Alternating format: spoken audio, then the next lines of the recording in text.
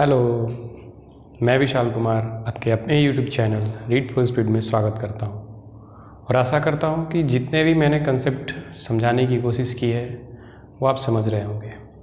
तो आज एक नया कंसेप्ट है, उसका नाम है सक्सेसिव। ये सक्सेसिव क्या होता है? ये सक्सेसिव का मतलब आप समझ रहे होंगे कि सक्सेसिव आखिर होता क्या है। तो जैसे लगातार 2 बार अगर जोड़ना हो या घटाना हो या जोड़ना या घटाना हो, परसेंटेज का एडिशन और सब्सट्रैक्शन एट अ टाइम किया जाए तो वो कहलाता है सक्सेसिव। तो 2 बार भी हो सकता है और 2 से ज़्यादा बार भी हो सकता है। मान लीजिए कि ए की सैलरी है वो 20% है इस साल, ग्रेड ए की सैलरी को इस साल 20% इंक्रीज किया गया और नेक्स्ट ईयर 20% डिक्रीज कर दिया गया, या इस साल आपको 20% इंक्रीज कर दिया गया और अगले साल फिर आपको फिर 20% इंक्रीज कर दिया गया। तो आपसे पूछा जाएगा कि टोटल चेंज इन सैलरी आफ्टर 2 ईयर्स क्या है। तो आपको उस तरह के क्वेश्चन जो भी होंगे उसको हम लोग सक्सेसिव बोलते हैं। ठीक है, चलिए मैंने एक क्वेश्चन लिख रखे हैं, उसको मैं बता रहा हूँ, बट इसका कंसेप्ट मैं डेवलप कर दे रहा हूँ आपको कैसे बनाना है। सपोज कि आपकी सैलरी 100 रुपीज़ है, आपकी सैलरी 100 रुपीज़ है, आपका 20% इंक्रीज कर जा रहा है। सैलरी मान लीजिए 2019 की बात हो रही है, 2019 में आपकी सैलरी 100 रुपया है और अगले साल 20% से बढ़ना है। इसका मतलब ये हुआ कि ये 120 हो जाएगा, है ना? समझ में आ रहा है 20% क्यों ये करते हैं। फिर अगले साल अगर बोला कि फिर 20% इंक्रीज कर गया तो आप क्या करोगे? तो आप बोलोगे 144 रुपीज़ हो गया। ये कैसे हुआ? देखो, ये जो है 100 का 20% निकालेंगे, कितना हो गया? तो जैसे ही 20% बोले तो इसका मतलब 20/100 भी कर सकते हो, तो यानी 20 का इंक्रीज हो गया। तो पहले 100 था, अब 20 इंक्रीज हुआ तो ये 120 आ गया। उसी तरह फिर यहाँ पे भी इसका 20% करेंगे तो ये आ जाएगा 24 और ये 120 में 24 जोड़ेंगे तो 144 आ गया। ये बेसिक हो गया। एक और तरीका है डायरेक्ट निकालने का, कि मान लेते हैं कि पहले सैलरी 100 था और इस बार 20% से इंक्रीज कर जा रहा है, तो उसको हम लोग डायरेक्ट 120/100 लिख सकते हैं। ये मैं पहले वीडियो जो है, पिछला सबसे पहला वीडियो होगा उसमें मैं ये कंसेप्ट बता चुका हूँ कि मान लो कि आपकी सैलरी 100 रुपया है और 20% से बढ़ जा रहा है, तो इसको हम लोग कैसे लिख सकते हैं? तो 120/100 लिख सकते हैं। नहीं कि पहले 100 रुपया था, मान लेते हैं कि ये माना हुआ है, ये एक्चुअल है।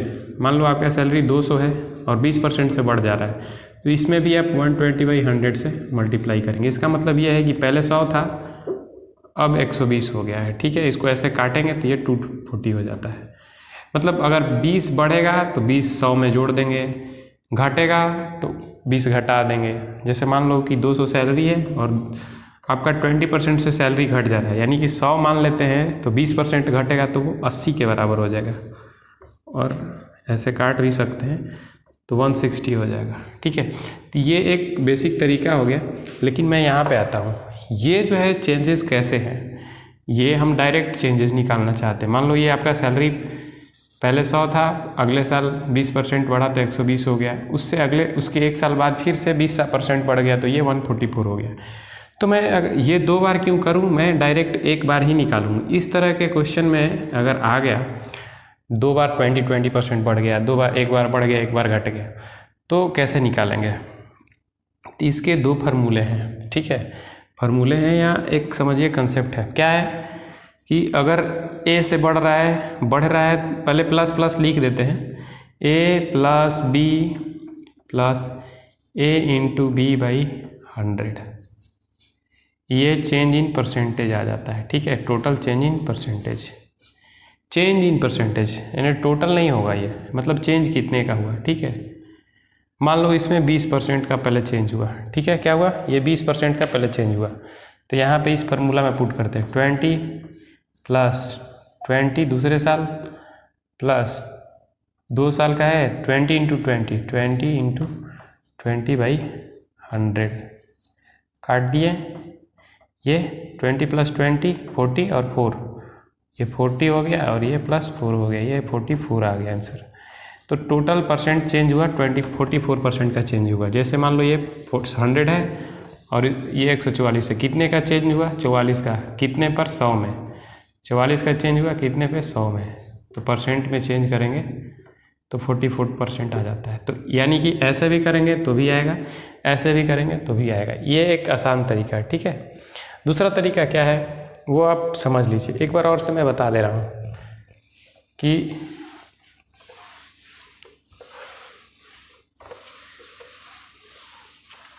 अगर इस तरह से कभी पूछ लिए तो क्या करना है।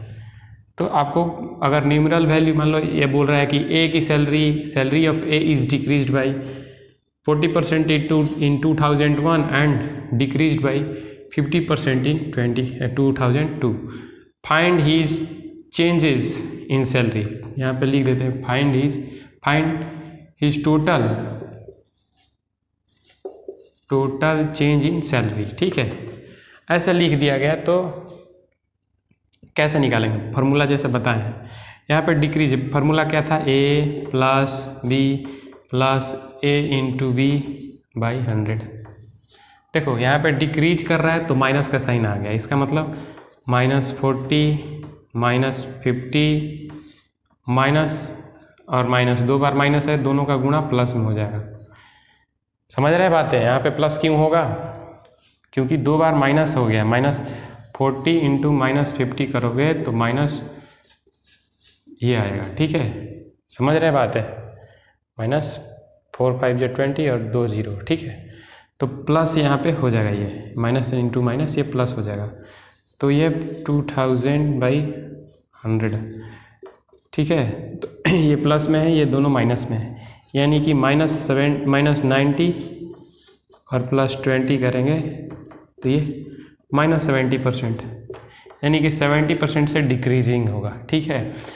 ये एक फार्मूला है जो आपको समझना है, जानना है, ठीक है। ये अगर जान गए तो बढ़िया है। चलिए इसका एक और तरीका मैं बताता हूँ, बहुत प्यारा सा कंसेप्ट मैं बता रहा हूँ। आप अगर समझ में आ रहा है तो ठीक है, ये अगर समझ रहे हैं तो आप ज़रूर कमेंट करके बताएं कि हाँ मैं समझ में आई, ठीक है। चलिए आगे देखते हैं कि इसको एक और तरीका है जो बताया जा सकता है कि ये पहले 40% को हम लोग क्या लिख सकते हैं। 40% को फ्रैक्शन वाले मेथड से आ जाते हैं। 40% को 2/5 लिख सकते हैं। ये 50% है, 50% को क्या लिख सकते हैं? 1/2 लिख सकते हैं, राइट। यही तो लिख सकते हैं। तो इसका मतलब हुआ कि अगर 5 था पहले साल तो सैलरी दूसरे क्या हो गया? घट के 5 में से 2 गया, 3 हो गया। फिर 5 था, अब कितना हो गया? ये 2 था, अब क्या हो गया? 1। इस दोनों को मल्टीप्लाई करते हैं 10 और ये हो गया 3, ठीक है। ये 10 से 3 बच गया, घटा कितने का? 7 का घटा, तो कितने पे? तो 10 पे काट दिए, 70% का डिक्रीज हुआ। तो ये फ्रैक्शन से भी किया जा सकता है। ये कैसे आया, ये क्यों कर रहा हूँ ऐसा, ये मैं बता दूंगा, लेकिन आप ये समझ रहे हैं कि पहले साल में 5 था फर्स्ट बार में, दूसरे साल में 2 से 1 हुआ, तो ये दूसरे साल के बाद कर दिए और दोनों का मल्टीप्लिकेशन किए हैं, तो ये ओरिजिनल आ गया।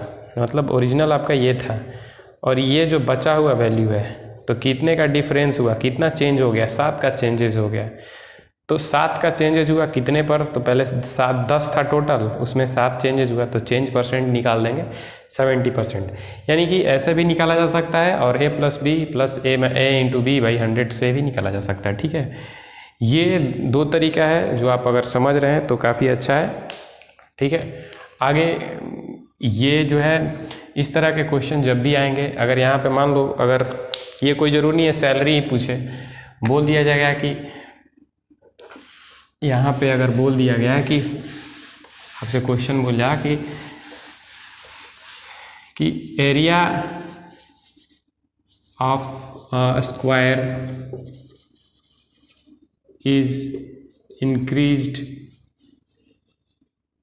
Increased and decreased by 20%, 30% respectively. Find total change in area. कुछ भी पूछ सकता है, ठीक है। यहाँ पे अगर बोल दिया गया है कि आपको किसी आर्टिकल का प्राइस दिया हुआ है और प्राइस को एक बार इंक्रीज किया जा रहा है फिर डिक्रीज कर दिया गया, तो टोटल चेंज इन प्राइस पूछ दिएगा। कुछ भी पूछा जा सकता है, बस मेरा कंसेप्ट समझना है कि वो किस तरह का क्वेश्चन होता है, ठीक है। क्वेश्चन एक बार बोलेगा कि किसी नंबर को बढ़ा दिया गया फिर घटा दिया गया, फिर बढ़ा दिया गया फिर घटा दिया गया, कुछ भी बढ़ा दिया घटा दिया कुछ भी, तो समझ लेंगे कि ये 20% है, फिर ये 30% है। ये देख लो, एक बार इंक्रीज किया जाता है एक बार डिक्रीज किया जाता है, तो इंक्रीज वाले में प्लस लगेगा और डिक्रीज वाले में माइनस लगेगा, फिर प्लस इंटू माइनस और 20 इंटू 30 कितना हो गया 600 और बाई में 100। फार्मूला यही तो लिखवाया था, मतलब a plus B plus A into B by 100, यही change in total change in percentage का फार्मूला है। अगर प्लस रहेगा तो प्लस लिखेंगे, माइनस रहेगा तो माइनस लिखेंगे, ठीक है। तो ये काट दिए, हमारा -6 हो गया, ये -30 हो गया और ये 20 हो गया। ये देखिए 36 है, 20, तो 20 माइनस 36 हो गया, कितना -16% का डिक्रीज हो गया। यानी कि अगर नंबर 100 है तो अब कितना हो गया, वो नंबर हो जाएगा इसमें से 16%, इसका 16%, इसका 16% डिक्रीज हो गया, यानी कि 84% ही वो नंबर अब बच गया। 16% चेंज हो गया यानी कि 84%। अगर मान लो कि नंबर 100% है तो इसमें से 16% का डिक्रीजिंग हो गया, यानी कि वो अपने अब 84% ही अब उसका बचा हुआ पार्ट रह गया। तो इस तरह से इसका एरिया जो है स्क्वायर का वो पहले 20% बढ़ गया, फिर 30% घटाया गया। इस तरह से एरिया में टोटल चेंजेस वो 16% का आ गया।